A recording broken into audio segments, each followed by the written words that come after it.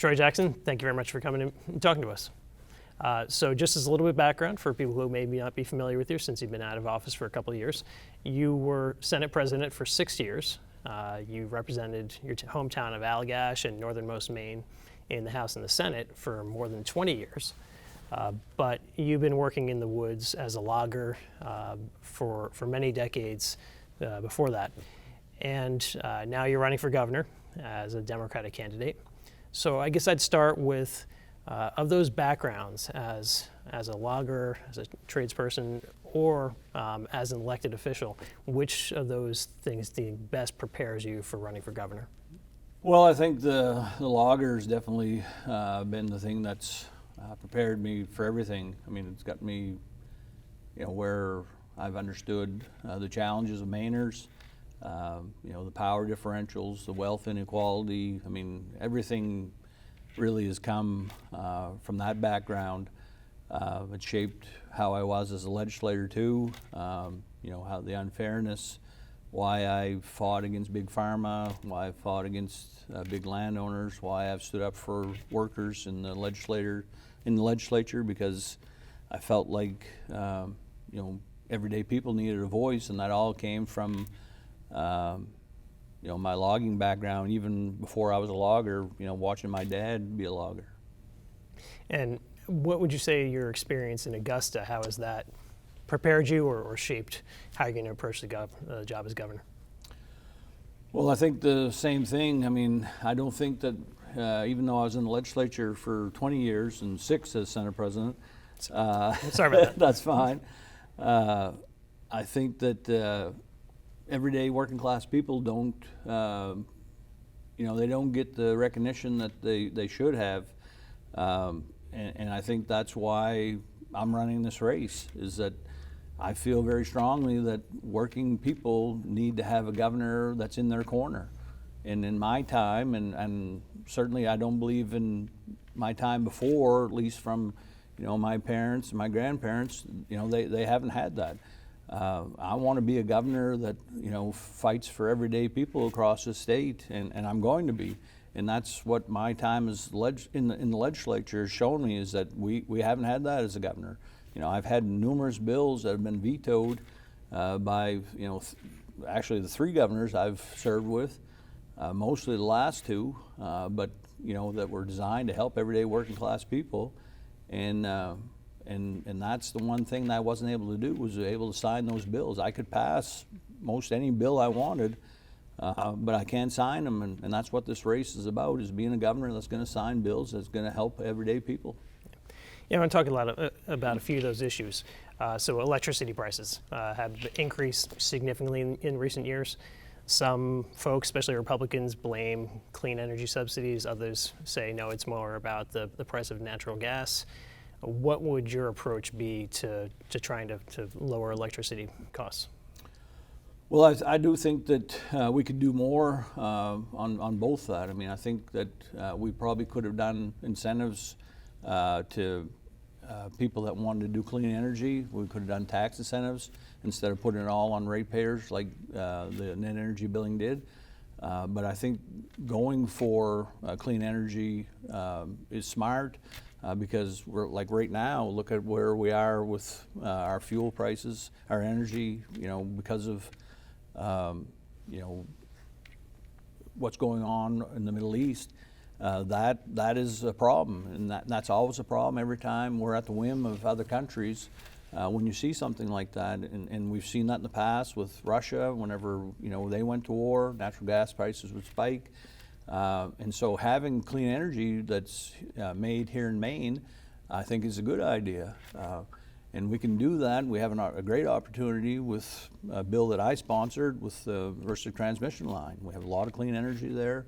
Other states wants that energy. I think the challenge that we have is, do we let the other states actually become a part of that ownership, or do we sell that energy to them? I believe we should be selling that energy to them, and Maine should be a big part of the deal. I mean, the dealer instead of the supply. I mean, letting those states actually come in and be taking our power. That's a way that we actually could lower our energy costs here in Maine, is by selling that energy to Massachusetts, Rhode Island, Connecticut, and that's how we actually will get on top of these high energy prices. So a big issue, obviously, for a lot of folks is the price of healthcare.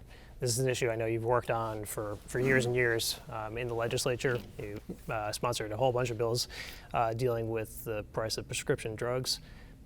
I know you support Medicare for all as well as a public option. I guess on those two things, I mean, do you think that's a realistic possibility? And absent that, what could or would you do as governor to try to lower healthcare costs? Yeah, well, in healthcare, I mean, a lot of people see me as, big labor advocate, and I've talked about it, being working class person already here today, but, healthcare was probably one of the biggest reasons why I ran for the legislature. I didn't have healthcare as a logger. I saw a lot of people in my time that struggle with that, and now it's even worse. And I do feel very strongly about this. I mean, I feel like in this country we should have a Medicare for all system, and I feel like the state has to take this issue on head on, and I will. We pass bills on prescription drugs. It's about 50% of the cost here in Maine. Those are bills that, even though current governor vetoed these bills, I think we have to take Big Pharma on. You're seeing states like Colorado that's passed the very same bills that we had vetoed here 3 years ago. We're that far behind already, and we can do those bills, lower the cost of prescription drugs, and I think it's imperative on us to go after Big Pharma and take these fights on. People need to know that the state government is going to be in their corner, and that's something that I feel strongly about. But I also think that we have to go after private equity in our hospitals, in our nursing homes, and things like that. Healthcare is not, in my mind, a for-profit industry. It's something that we have to make sure our residents, our people, have and know is going to be there. And right now, across Maine, people do not know that. They're struggling to find it. They're struggling to afford it. And as governor, I'm damn well going to be standing up and fighting for them that not only can they afford it, but they're going to be able to have it in their communities. Healthcare costs are certainly a nonpartisan issue, but it seems like a lot of times when these bills get to the legislature, they become more partisan.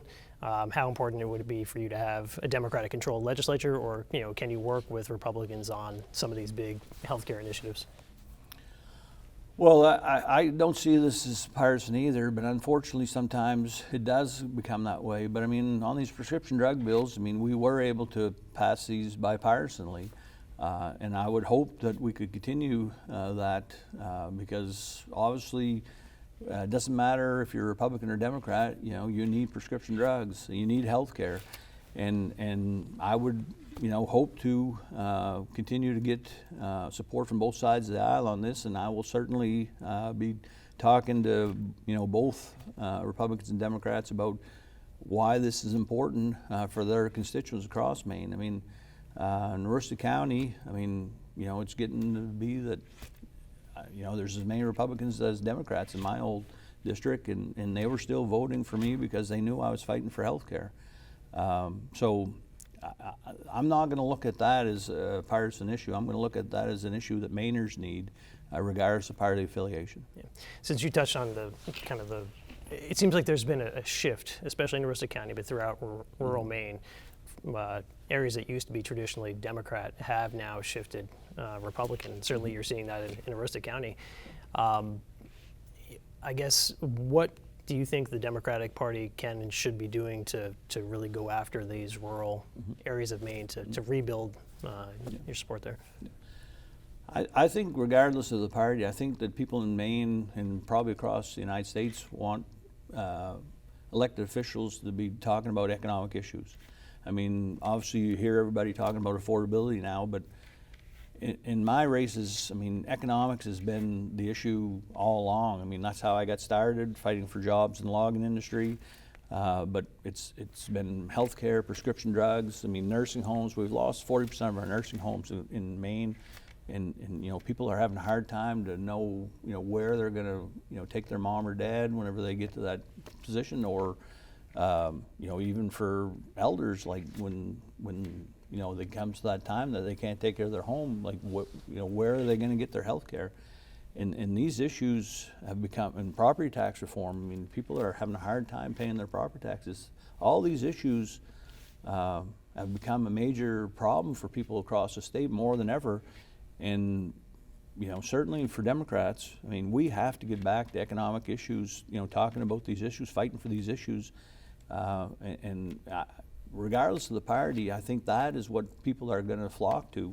If it's Democrats that want to talk about it or Republicans, that's where voters are going to go. And I know in my races, that's what have made people want to vote for me. That's what I've always fought for, and I believe that's why I've won my elections in the second CD. So you've mentioned a couple times now, you alluded to the fact that Governor Mills has vetoed numerous of your bills. I think you said before that you believe she's vetoed more of your bills than perhaps anybody else. No. It's no secret in Augusta that you've had kind of a rocky, sometimes thorny relationship with the governor. How would you approach the job differently, or would you approach the job differently than Governor Mills has? Well, I mean, I'll say that Governor Mills obviously is an extremely intelligent person, has done a lot of great things, but I just have a different approach to leadership. I mean, I just think that I'm not a top-down approach person. I mean, I believe in bringing people in, listening to their ideas, and not being afraid of being wrong. I have strengths. I know what my strengths are, but I also know that I have weaknesses, and I'm okay with that. I really don't have a problem, telling someone that I haven't heard of that, or I've never experienced that, or tell me how we can get this done. It's okay for me to ask for help. And that's how I'm going to approach being governor, is bring smart people in, bring people that know more about an issue than I do, and let's get to work and figure this out. And that's really what's exciting me about this job. I mean, just like when I was Senate President, putting the other senators in the committee positions, I'm looking forward to finding the best people for commissioner slots. That really does excite me, and but I want to have people come in and explain to me why we should be doing this, or hearing their ideas. I put more bills in than anybody in the Maine legislature, and to some people's chagrin, but it was because I had people that came up to me with great ideas, and I thought, that has huge merit. Let's go forward with that, and that's how I'm going to be governor. Is I want to hear those ideas, and I want to work with people, and I think that's a good leader, is when you're willing to listen to people. I know you're a big Bernie Sanders supporter, and have been for some time. The progressive senator from Vermont. That message probably resonated with a lot of Democratic voters in the primary. But can a Bernie-style Democrat get elected in November here in Maine, do you think? Well, I think so. I think I'm proof of it. I've been winning, straight on through until I termed out in the second CD. I mean, the same times that Donald Trump won in the second CD, his 3 straight elections, I was on the ballot in Aroostook County. All of my literature had Bernie Sanders on it. A lot of the doors I'd hit that were Republican voters, they would look at it and say, well, I would have voted for him. He was honest, he was sincere. They may not have agreed with everything about him, but they agreed with the fact that he was honest. And I think that's the key, is people want to know where you stand on things. They don't want people that are flip-flopping. Up home, I've been called a pickup truck progressive, and people, that seems to fit for me. You may not agree with everything that I stand for, but people do know that I fight for the issues. They know I stand up fight for people. I block the border, getting started. I walk picket lines. I stand up for health care. They know that I have their back, and I think in the end, that's what people want. They want somebody that they know is going to stand up and fight for them, and I've demonstrated that time and time again. And So I think that in this election, people are going to be willing to support a progressive if they know that they're going to have your back. Troy Jackson, thank you for coming in and talking to us. Yeah, I appreciate it. Thanks, Kevin.